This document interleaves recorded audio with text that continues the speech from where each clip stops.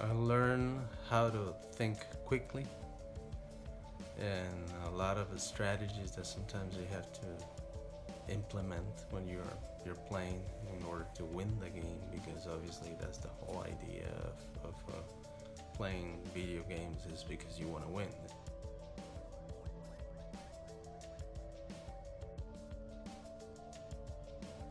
Django Paris, in his book Language Across Difference, explored the diverse linguistic practices of a multicultural group of high school students.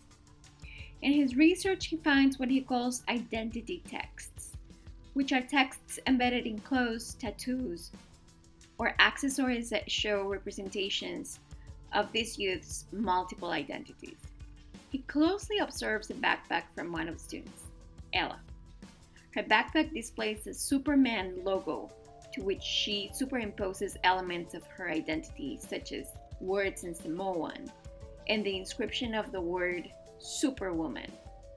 Like Ella, other students found ways to wear their identities on their hoodies and their own bodies.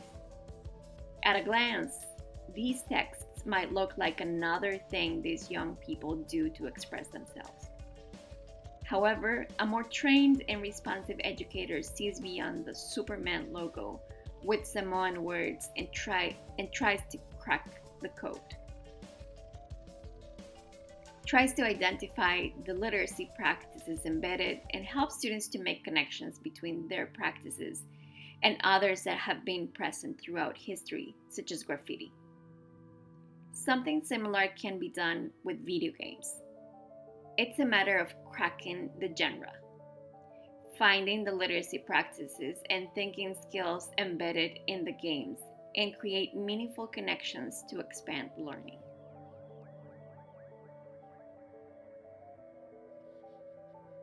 Now, it's video games.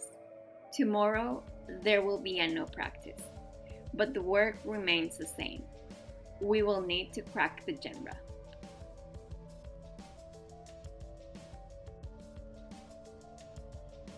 And also sometimes you can learn about what's going on with the people you're playing with, because when you're playing online and there are a lot of players interacting with you at the same time, at the same moment, I think sometimes when you have your headset on, you can hear the other person expressing and sharing feelings about what's going on in the game or what's happening in his or her life at a specific moment.